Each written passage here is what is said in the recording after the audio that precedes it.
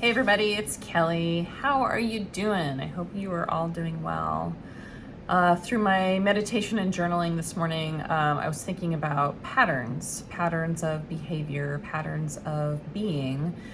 We all have them, we all run them, both with ourselves and with each other, as in relationships in different situations. And I was just thinking about, I get all geeked out on patterns, and I realize that maybe not everybody sees patterns the way I do. I kind of see them like the Matrix. They're all dropping in, and I can see them being run by people around me. And that's what I work with on my clients. So you identify a pattern. Let's say patterns within ourselves that we may run could be anything from getting really down on yourself if something doesn't work out, like, maybe you don't get a job promotion, or if you're in school, you're not getting the grades that you're wanting. Maybe, I don't know, you're seeing the glass as half full, it's feeling like failure, or you're just down on yourself. Why can't I be like them? Why can't I have what they have? So that's a pattern of behavior that we might run with ourselves. On the flip side of that, it could be the glass is half full and seeing the gift and seeing the silver lining in every situation. So that's, those are a couple of examples of patterns we might run with ourselves. Patterns that we run with other people, I find very fascinating. It could be, on the extreme, not so great end is patterns of abuse. So you might have somebody that seems to be attracting a lot of abusive people into their lives, whether it's partners or bosses, family or friends, or it could be the abuser. They tend to exert control and toxicity over other people.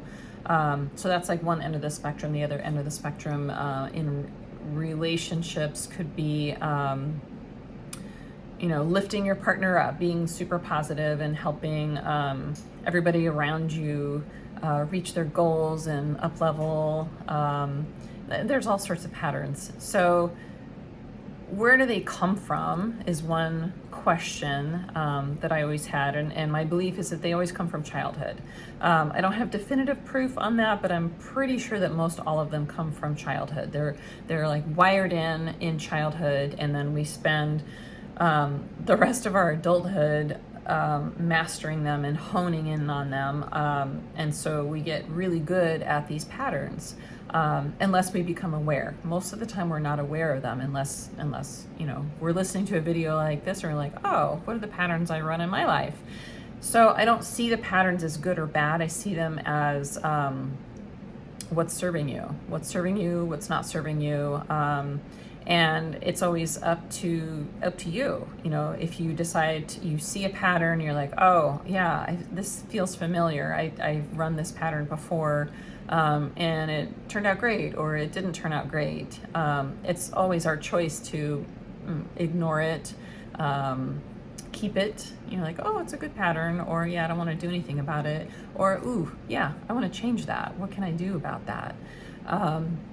So I, like one really extreme example of patterns in relationship, back to the abusive pattern, because that's just like an easy one to talk about for an example. So somebody that maybe was abused in childhood in some way, they've got that pattern of behavior and that pattern, that expected pattern. So these patterns get locked into our whole system, and we know, even if it's not great, and it might be really terrible and awful, our system knows what to expect. And so there's this pattern, it's trenched in, so-and-so says something bad to me and I know what to do with that. I go and hide, or I fight back, or, whatever the pattern is.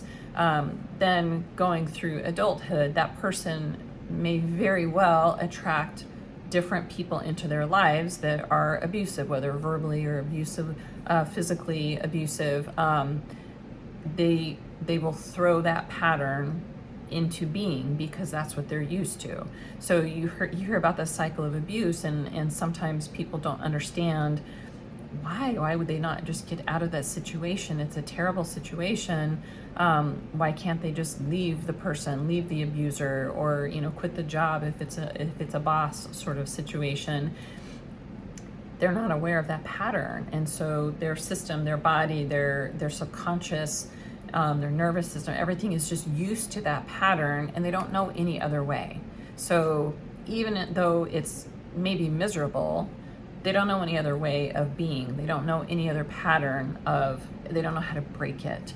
And so it just, oddly enough, it feels comfortable. They know what to expect. And so they know what their role is, they know what the abuser's role is, and it's just like, oh, we have this agreement, and it just, you get into that pattern. So that's like a really extreme case of, some not so great patterns. There's some also really great patterns. So how do we take a pattern that's not working for us anymore, that we're not enjoying, whether internally or with our partners? So Scott and I see a lot of couples that they're running patterns with each other that, first of all, they bring their patterns that they learned from childhood. They're all, wired in their system, and they're trying to recreate those patterns with each other, and they don't always work because they don't have the same patterns, but they're trying really hard. So just like automatically they're just trying to throw their relationship into the balance of those patterns that they're used to, and so then there's lots of friction because you got people running different patterns, and it's lots of fun. I find it fascinating to kind of pull all that apart and find the patterns, figure out what's working, and then what we do is we disrupt those patterns. So the disruption is the awareness. Okay, I see that pattern. So I know that in the past, when I would feel triggered, or my partner would maybe say something and I would feel like they were criticizing me, then I would either mouth off and be like, have some attitude about it, and then we would ramp up into this big fight. Okay, so that's a pattern that we run. Interesting. Yeah, I don't like that pattern anymore. It doesn't seem to be working because I don't really like to fight with my partner. So, okay, when I see that pattern again, I'm like, ooh, that feels familiar. I have a choice here. And so that's the pattern disruption, and the pattern interrupt is seeing the pattern, and stopping it. Oh, okay, I have a choice here. I can either go on full attack and we're going to be in a big fight again, or I can take a step back, take a breath, and choose what my reaction is instead of being super reactive and going off the handle like I always do. So that's the pattern that we run together. So okay, let's rewire this. So that's just an example of patterns. It's something that I guess is always with me, and I realize that when I talk about it, some people look at me like I'm crazy, and maybe I am. That's okay. But I love patterns. I see them everywhere I go, and when it comes to people. So I love them.